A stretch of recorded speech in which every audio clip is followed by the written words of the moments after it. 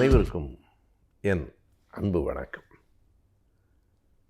மே 6ஆம் நாளுக்கு ஒரு சிறப்பு உண்டு. உலக அறிவியல் வரலாற்றில், குறிப்பாக உளவியல் பற்றிய அறிவியல் வரலாற்றில் ஒரு அடியை உலகம் முன்னெடுத்து வைத்தது எப்போது என்றால் 1890இல். அந்த ஆய்வுக்கு பெயர் உளவியல் பகுப்பாய்வு, சைக்கோ அனாலிசிஸ் என்பது. அதனை கண்டுபிடித்த ஒருவர், அவருடைய பெயர், அந்த விஞ்ஞானியின் பெயர் சிக்மண்ட் ஃப்ராய்ட் என்பது. அவர் பிறந்த நாள் இந்த மே மாதம் 6ஆம் தேதி 1856ஆவது ஆண்டு. அவர்தான் இந்த மனம் பற்றிய பல ஆய்வுகளை மேற்கொண்டார். இப்போதும் கூட மனம் பற்றிய ஆய்வுகள் பல்வேறு நாடுகளில் பல்வேறு விஞ்ஞானிகளால் உட்படுத்தப்பட்டு கொண்டே இருக்கின்றன. ஏனென்றால் நம்முடைய உடலையே இந்த மனம் பாதிக்கிறது. நீங்கள் இந்த உணவு நமக்கு ஒத்து வராதோ, தெரியாமல் உண்டு விட்டோம், இது ஏதும் கேடு செய்யுமோ என்கிற கவலை இருந்தால் கண்டிப்பாய் கேடு செய்யும். எந்த ஒன்றையும் மனம் தீர்மானிக்கிறது. ஆங்கிலத்தில் சொல்வார்கள் மைண்ட் இஸ் எவ்ரிதிங். இந்த மனம்தான் எல்லாமே. மனம் என்பது எங்கே இருக்கிறது என்று அடுத்த கேள்வி கேட்டால் யாருக்கும் தெரியாது. Mind is everything. Where is mind? Mind என்பது எங்கே இருக்கிறது? மனசாட்சியை பற்றி சொல்லுகிற போது நாம் பல நேரங்களில் நம் இதயத்தில் கை வைத்து என் மனசாட்சிக்கு பொதுவாக என்று தான் சொல்லுகிறார்கள். அங்கே ஒரு மனசாட்சியும் இல்லை, மனமே இல்லை, அங்கே இதயம்தான் இருக்கிறது.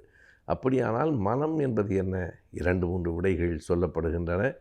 அது அப்படி எதுவும் இல்லை. அப்படி சொல்லப்படுகிறது என்பது ஒரு விடை. அது உடல் முழுவதும் வியாபித்திருக்கிற ஒரு உணர்வு என்று சிலர் சொல்கிறார்கள். இல்லை, விஞ்ஞானிகளை கேட்டால் மனம் என்று தனியாக ஒன்று இல்லை, அது மூளையின் ஒரு பகுதி, அவ்வளவுதான். மூளைக்கு பல வேலைகள் இருக்கின்றன. அதில் ஒரு பகுதி இப்படி எண்ணுவது, சிந்திப்பது, கருதுவது, நாம கற்பனை செய்து கொள்வது எல்லாம் அந்த மனத்தின் வேலை.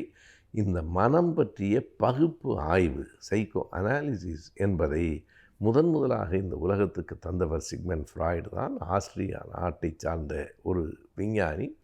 அவருடைய கண்டுபிடிப்புகளில் சுருக்கமாக நாம் இப்படி சொல்லலாம்.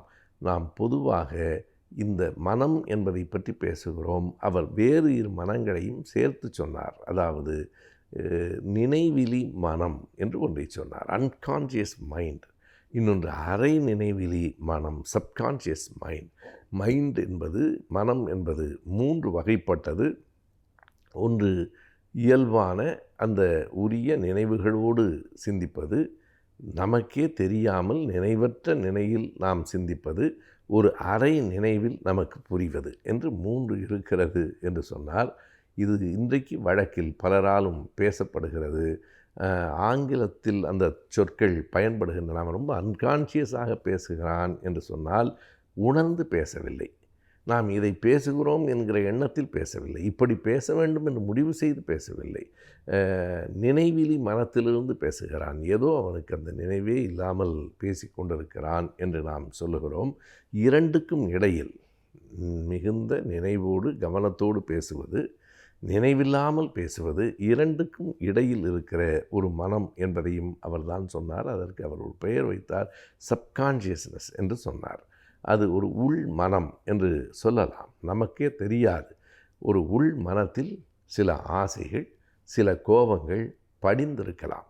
அதனுடைய வெளிப்பாடு தான் பிற்காலத்தில் வேறு மாதிரியாக இருக்கும். அதற்கு அவர் பயன்படுத்திய அந்த லத்தீன் மொழி சொல் ஈடன் லிபிடோ என்பது. இவையெல்லாம் அறிவியல் சார்ந்த செய்திகள். ஈடன் லிபிடோ என்றால், ஈடு என்பது உள்ளே பதிந்து கிடக்கிற அந்த உணர்வு, லிபிடோ என்றால் அதனுடைய கடுமையான வெளிப்பாடு. இவை எல்லாவற்றை பற்றியும் இன்றைக்கே நமக்கு முற்றுமாக புரியாத செய்திகள். உளவியல் வல்லுநர்கள், உளவியல் மருத்துவர்களுக்கு உரியவை என்றாலும் பொதுமக்களாகிய நாமும் கூட தெரிந்து கொள்ள வேண்டிய செய்திகள். ஒருவன் சின்ன குழந்தையாக இருக்கிற போது பார்க்கிற ஒரு காட்சி அவன் மூளையில் பதியும். அவன் வளர்ந்து விடுவான், அந்த சூழலிலிருந்து வெளியே வந்து விடுவான். அவனுக்கும் அதற்கும் தொடர்பில்லை என்று நாம் கருதுவோம். ஆனால் ஆழ் மனத்தில் அது பதிந்து கிடக்கும் என்று சிக்மண்ட் ஃப்ராய்ட் சொல்லுகிறார். அது என்றாவது ஒரு கட்டத்தில் ஏதேனும் ஒரு சூழலில் அது எப்படி வெடித்து வெளிவரும் என்பதை புரிந்து கொள்ள முடியாது. எங்கோ பட்ட அந்த மன வலி பிற்காலத்தில் வெளிவரக்கூடும் என்பதையெல்லாம் ஆராய்ந்து சொன்ன சிக்மண்ட் ஃப்ராய்டினுடைய பிறந்த நாள் மே மாதம் 6ஆம் தேதி.